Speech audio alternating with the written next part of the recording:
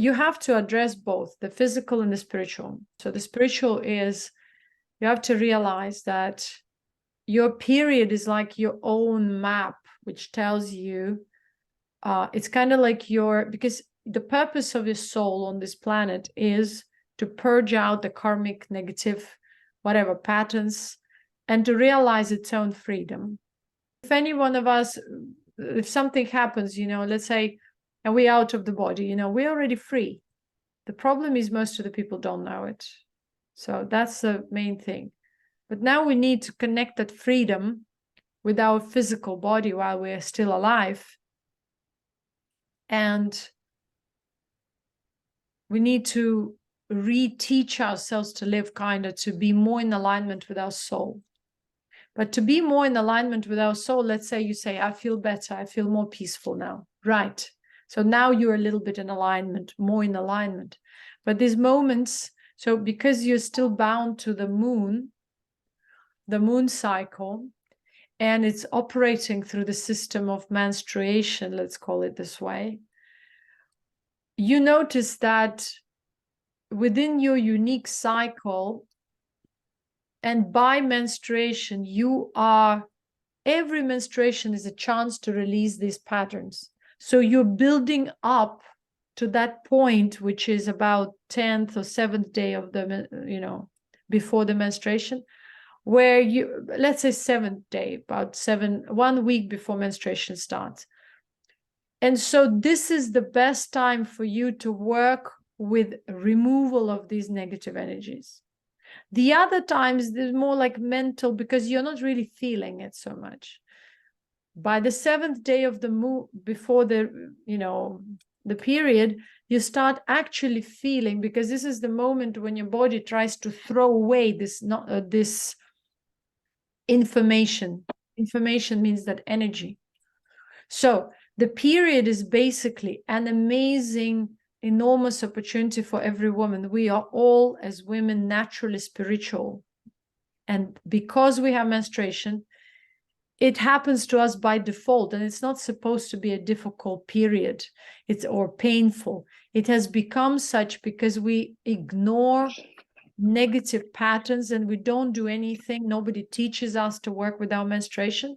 So the spiritual path of the woman should begin from the moment of menstruation until the moment the menstruation ceases. And many women who were spiritually evolved, they could stop the menstruation, by will, or restart it because they had that power. And I will explain why. Because they've refined a lot of patterns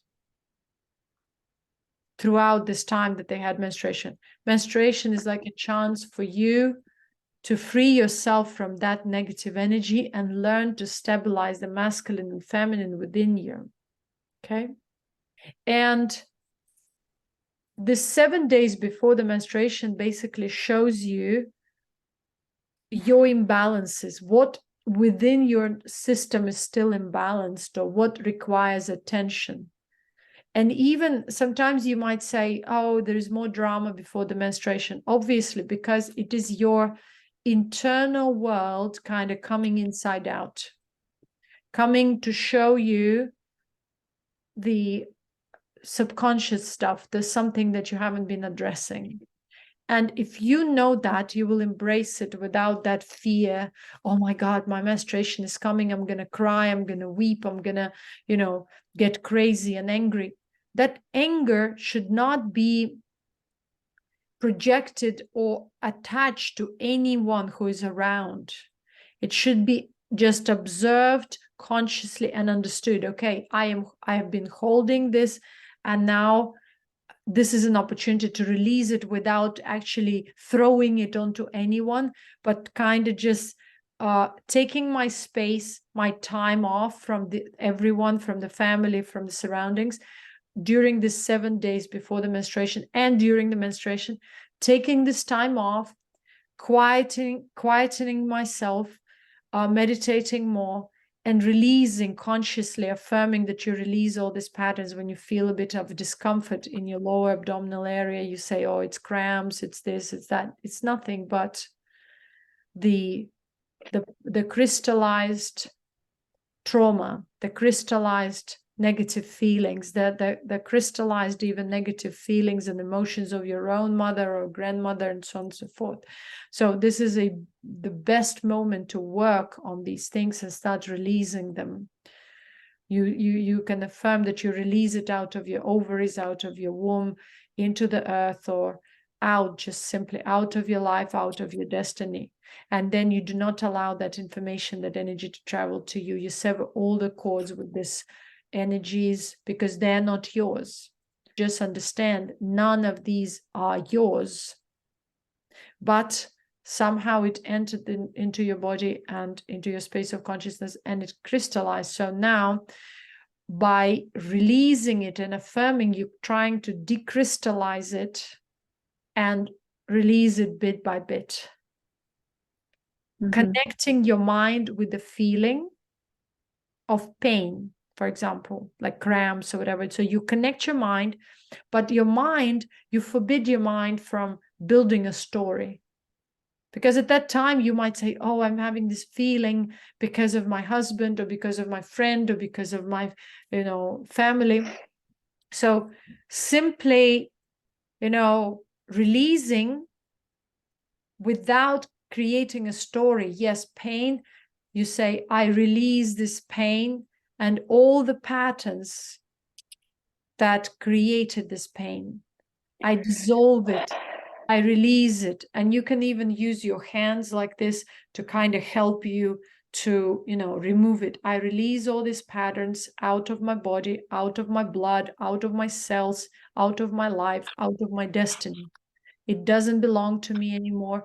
You can use crosses, meaning termination of these connection. I release all the connections, renounce all the connections. I sever all the cords between these patterns and this pain and myself. I no longer allow the pain to operate in my space of consciousness or in my body. I release it and let go and do not allow it to come back. You might say, well, I do it, but it's still there, because it takes time. It takes many menstrual cycles to release it, And for example, sometimes maybe you see that it just gives you thoughts that it could be connected. It's not your anger. Let's say if it's a cramp in your right ovary, or if it's a cramp in your left ovary. Okay, left ovary means related to the mother, right ovary related to the father. The womb is there also related to the way you process, yourself and the creative power. So if you notice anything there, let's say if it's only right ovary, so what could it be? Maybe your mind somehow consciously you feel, wow, or suddenly you realize it's a resentment of your father towards your mother, let's say. Or it's some kind of dissatisfaction that you've absorbed and crystallized in your body towards man. Maybe it's your mom's negative idea about man or relationships with man and stuff like that. So you can just say, I release all the negative patterns of my mom out of my body, out of my life, out of my destiny. I release my paternal anger, resentments towards the females. I release all the negative idea of men and relationships with men, which I've acquired from my mother, from my grandmother, from whoever, It's just an example. So, and you again do the same.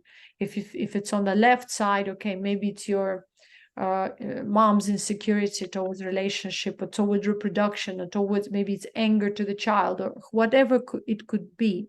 Somewhat, when you just observe the pain without trying to connect it to any story, you start gaining insights and realizations what that pain is related to. You suddenly realize, oh, it's not my pain. And this is it's fundamental point to understand that none of these pains are yours and they never belonged there.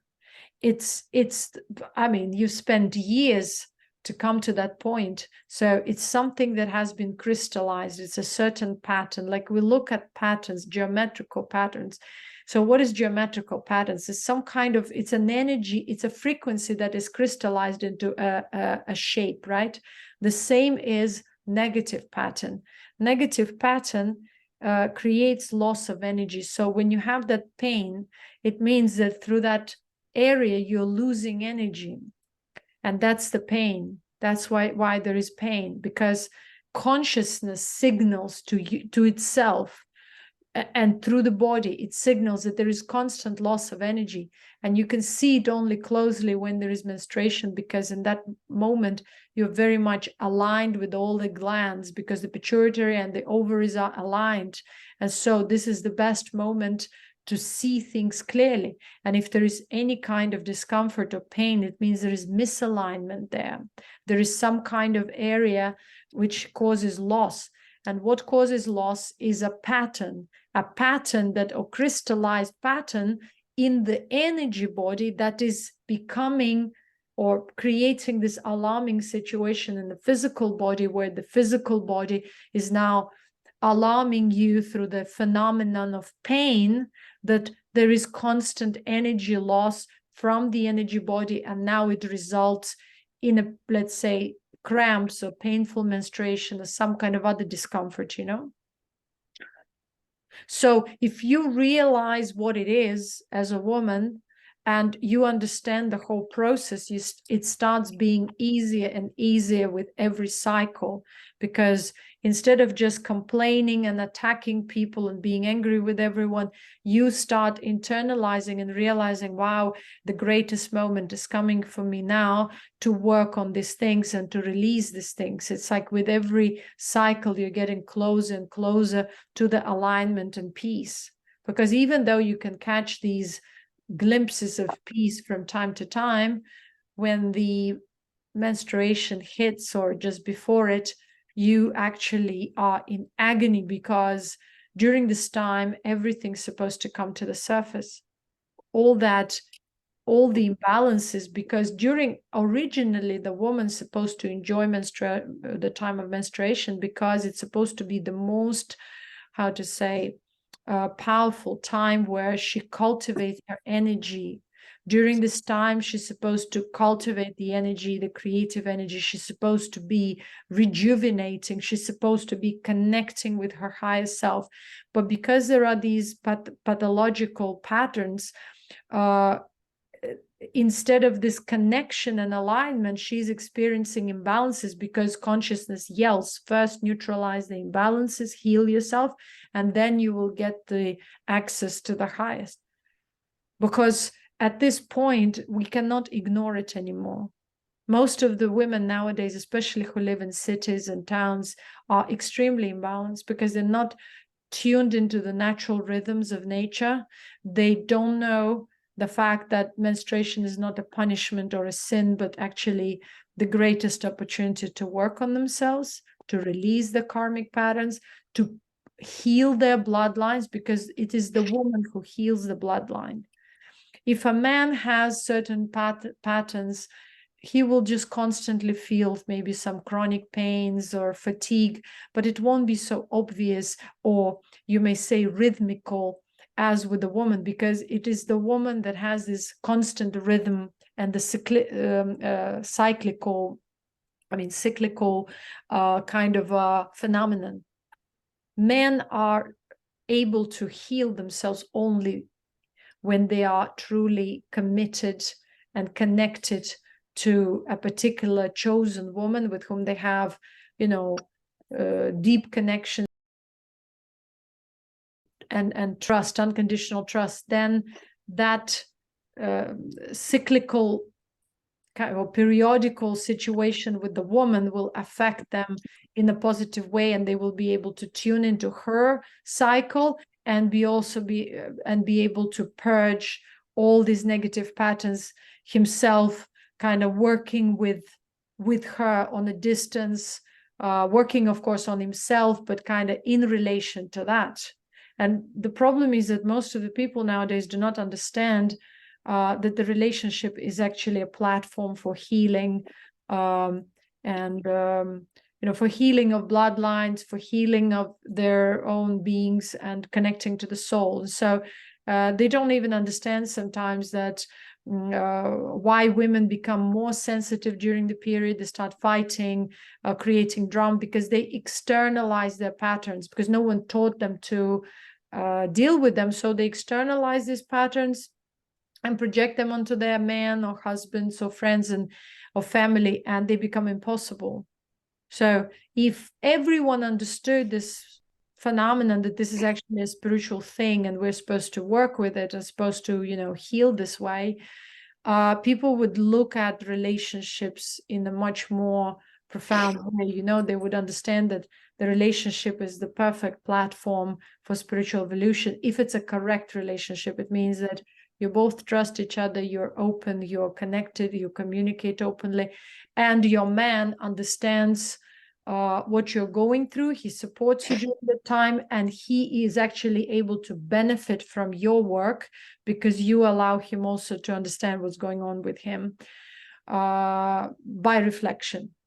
Otherwise, that's why you see men in the past used to worship all these goddesses, all these female genitals and all, because if they didn't have, because they started going into corrupt paths of spirituality where they condemned women, they started being afraid of women, and because by nature they could not cultivate their own perception in that sensitive way, they still needed to externalize it, and that's why they created all these worships while falsely kind of renouncing the world, and yet not being able to escape the world because the body is the world, and so still needing that feminine even as an idol or as something to connect to, and they themselves develop the worship of the moon cycles and stuff like that, because even if they don't menstruate, they need that connection with the feminine.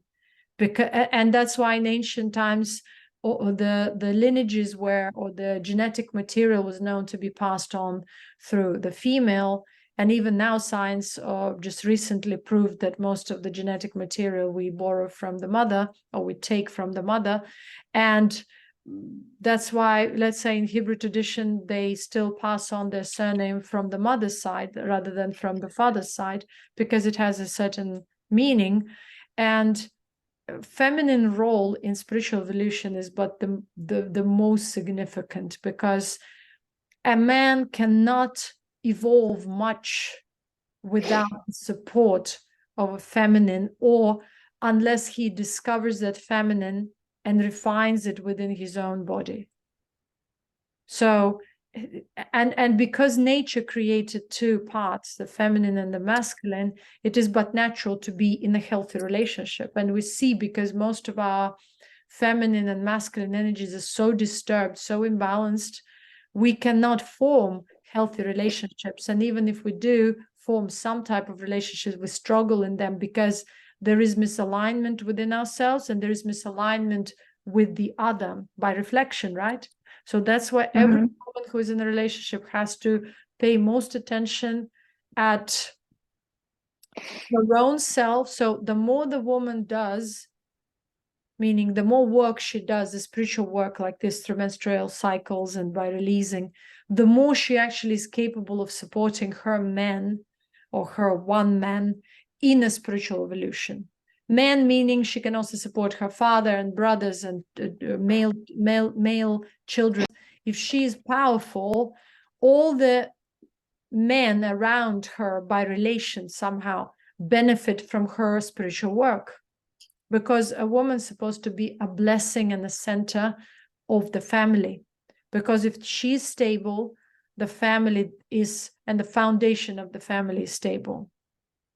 If women are unstable, everything is wobbly.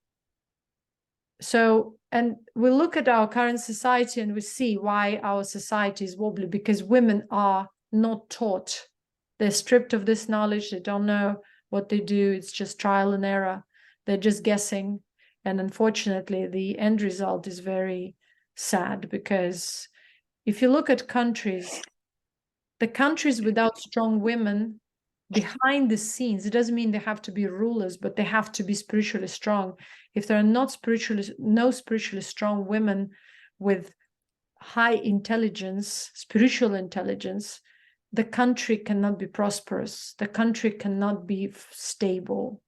So everything starts with the woman. That's why originally we call, let's say, a place we're born a motherland, for example, because it's the land of the mother. The mother's supposed to support, and it's support. Mother means it's a foundation.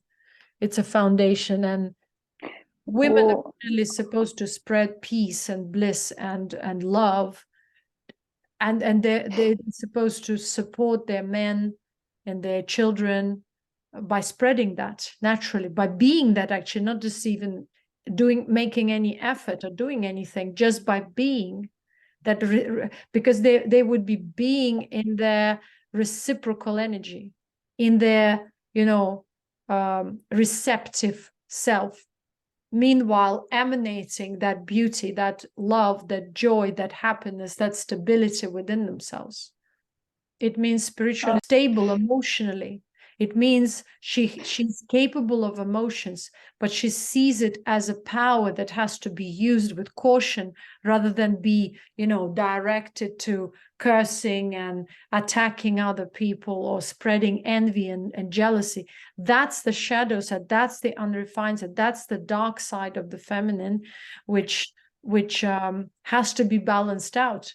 All women are capable of these emotions, but once they are kind of grounded and centered, these emotions just remain in potentiality. They would not actively use it because they would understand that this is a negative power, and you don't use negative power unless you want to protect yourself or defend, someone.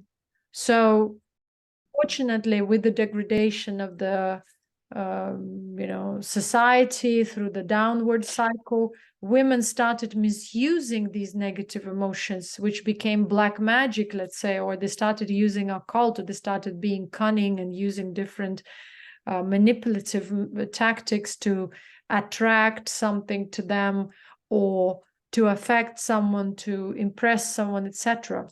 And it's so important for every woman to realize that this is not actually a power. This is a quality, a dark quality, which they can use from time to time if necessary, but this is not something that makes them great women. Because what makes a woman a great woman is her ability to actually be balanced and at peace, and just like in that high frequency, which is the frequency of love, which is just kind of emanating there. She doesn't need to do much, but she is attracting benevolence, and because she's spreading benevolence,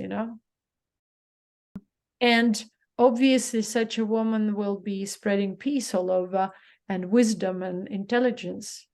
But unfortunately, most of the women are put in a very competitive state where they're fighting for their survival, and that's where they're forced to use their dark feminine side to kind of for competition, who gains more by manipulating more, kind of that type of strategy where they're just fighting for survival, trying to fight for a man, fight for their place on earth, fight for their career, when the whole system is just corrupt and not supportive for the feminine, the real feminine to thrive, because the real feminine is just peace, bliss, receptivity, patience. I mean, there is no such a thing as actually real feminine, real masculine. It's just a balance overall, because within each person, there has to be balance. If you're a man, you have to balance your feminine and masculine, so you achieve that peace. Your wife, let's say, or your companion, they bless you, they support you, so you have peace. That's why you can say you're successful in relationships, because this wife or partner gives you peace. And so you can cultivate that peace and be that example of peacefulness and bliss and so on. If you a peaceful man, but you have chosen a wrong woman, which means who doesn't support you, who doesn't offer you peace, you will never be able to progress or reach anywhere, because spiritually speaking, because it's just not there. Again, the man's supposed to bring that security and safety and assuredness to a woman that he loves her, supports, and committed, so that he can benefit from being with her and help her cultivate her own peace, and also help her refine, because then she'll be stable and she'll be more aligned within herself and more focused within, rather than fighting for his attention or being in that survival mode. And so it's very important to understand for both, that both men and women have to be in alignment. They have to understand the shadow sides and they have to work on it. But when they are in a relationship with the right partner, this work is still there, and it might be unpleasant at times, but it feels right and it feels like it's going somewhere. So that's the difference. Because, of course, when you look at very hysterical, very dramatic men or women, you can't do anything with them. You can't build anything with them. You can't have a supportive life with such beings, because they have to heal to a degree where they can become mature to realize how to actually refine themselves on a deeper level. Because at first they have to address the superficial level, where at this point their emotions are completely haywire, so they can't even control themselves at times, so they become like erratic and chaotic. So, but I'm speaking about people who at least to some degree can, control themselves and kind of realize that, yeah, they do hold these corrupt patterns, and sometimes they have these pains, long-term pains for years, let's say, or they have some misalignments in the physical and energetic body, but at least they're mature enough to observe it, understand it, and not to project it on other people, but to rather work with these things themselves. These ideas of gods and goddesses, this is within us, because from deep ancient writings, that gods and goddesses all reside in us. In us, meaning these are different archetypes of the natural world, and it's a certain frequency within our soul, collective soul, kind of. And so at some point, we start embracing it. What are the qualities of gods and goddesses? It's just very high frequency qualities, which also are related or attributed to our human reality, like such as courage, love, happiness, bravery, for example, or abundance, prosperity, or being able to channel your creativity in a way that it makes you feel abundant and stable. And the negative qualities are obviously envy, jealousy, and all these negative qualities, they deplete. And that's why when we work with negative energies, we understand, first of all, or we observe what depletes us, what sucks our energy, what doesn't allow us to feel this constant bliss and peace. And of course, we also then realize the physical part of it, in terms of how our physical body is supposed to be also pure, free from fungus and parasites and all kinds of toxins, so that we can become a more receptive antenna to, host high frequencies. Because if we are full of parasites and fungus, we will be channeling low frequencies. And when we are free and refined on the physical level, and our energy bodies are aligned and free from patterns, we start being like a channel to much higher frequencies, which is the frequencies of gods and goddesses in a allegoric way, speaking. But these are the high qualities of existence. You feel at peace, love, abundance, full of creativity, and kind of open to be there for the world in a positive way, kind of. When we cultivate certain qualities, let's say positive qualities, it doesn't mean that we are devoid of negative qualities. It's just that we can consciously choose when and how or whether to use these negative qualities, probably for our defense. But again, there has to be always balance between these all qualities. Like we know that if we live in the world of duality, you can't have just gods and goddesses without villains or whatever negative forces as well. And they all do exist there to kind of keep the whole, this type of world with this kind of narratives that we have in a balanced state, simply, you know.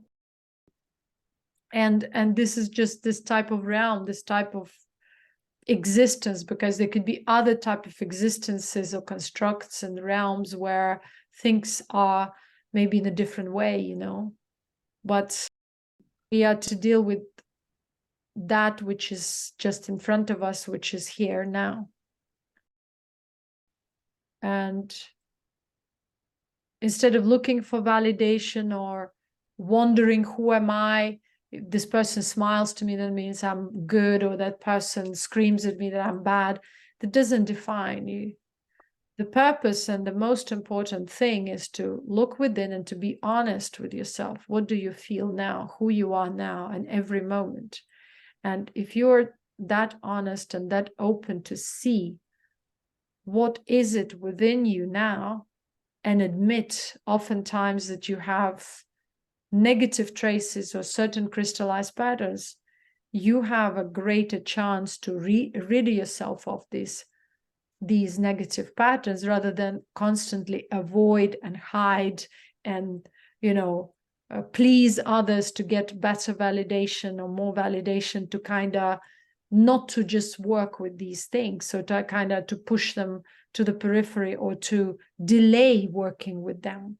And you can mentally delay it, and yet your body will yell, scream, hey, there's pain. It means you're not you know, observing something, you're not acknowledging something, you don't want to deal with it.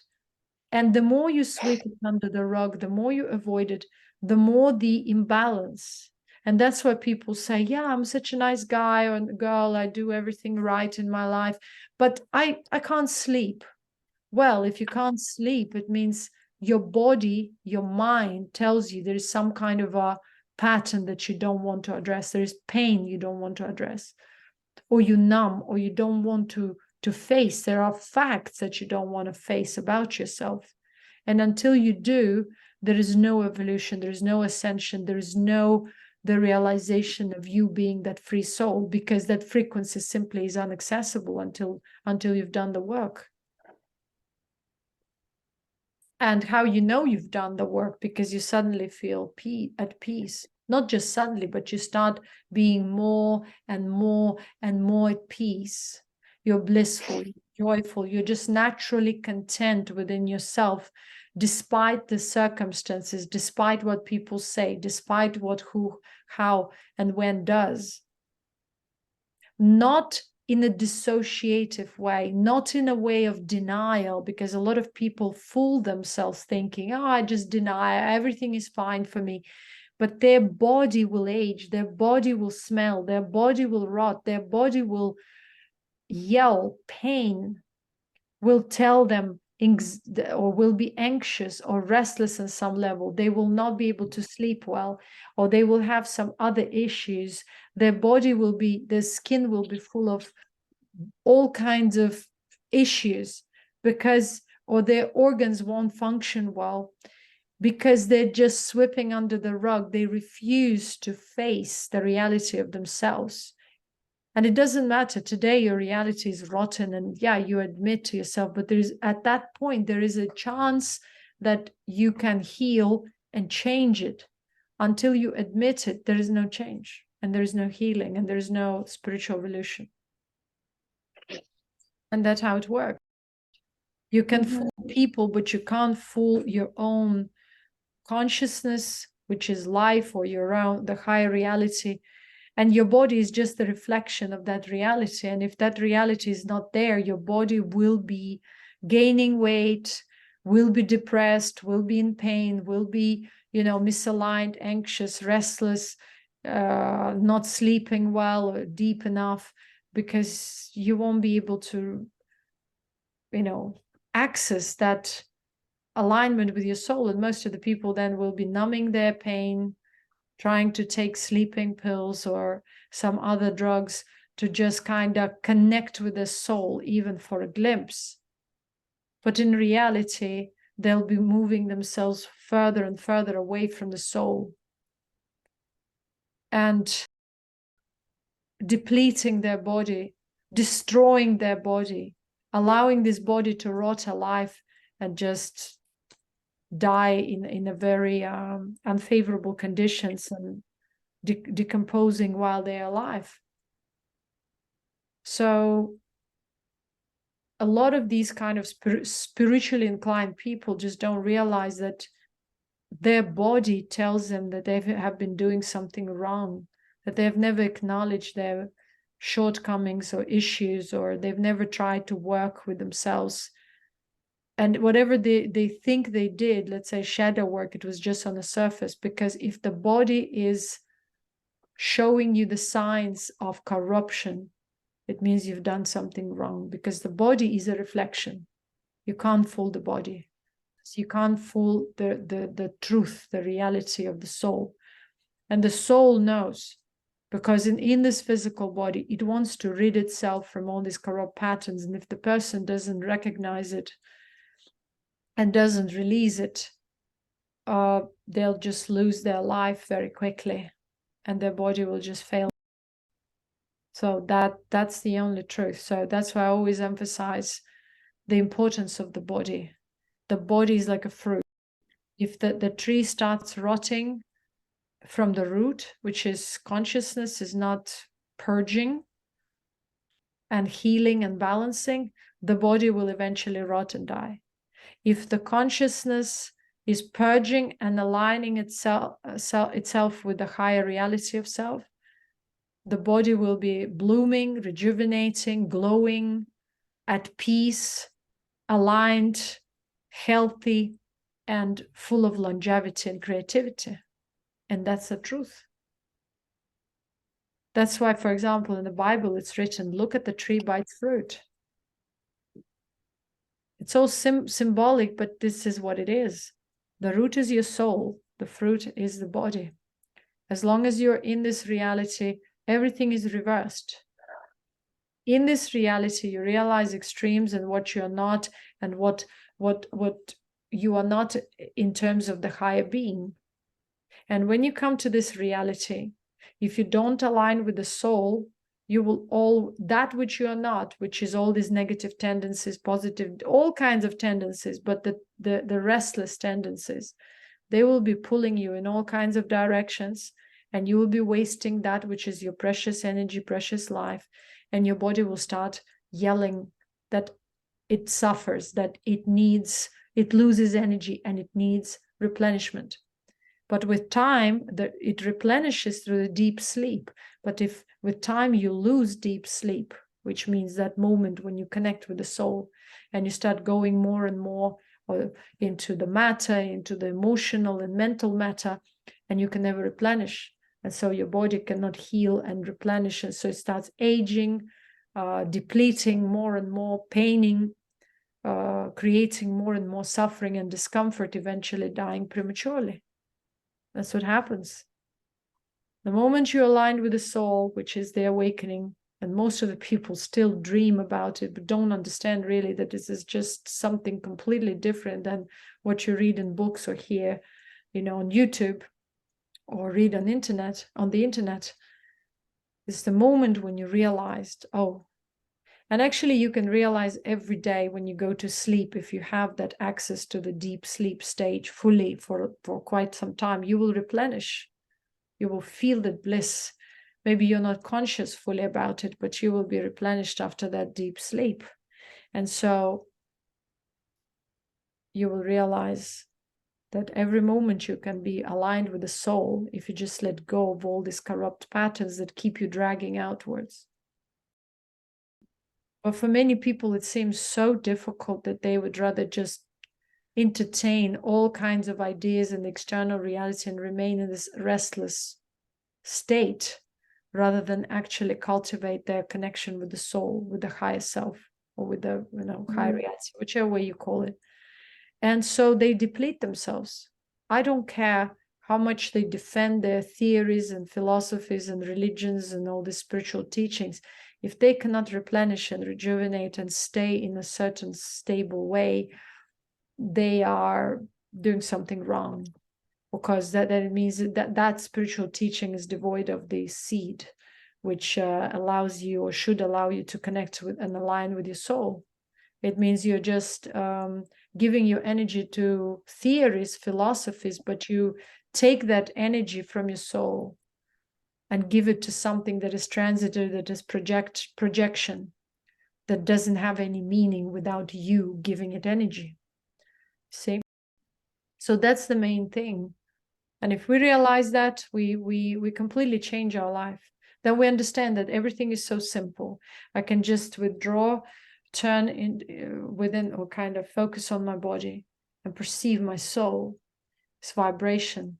And I can cultivate it any time, any moment, anywhere. And the only learning is to, or teaching is to kind of learn to establish in that, to align with it more and more. And the only way to establish is to allow all the patterns to go, to purge them, to release them from your body, from your life, from your destiny, from your system.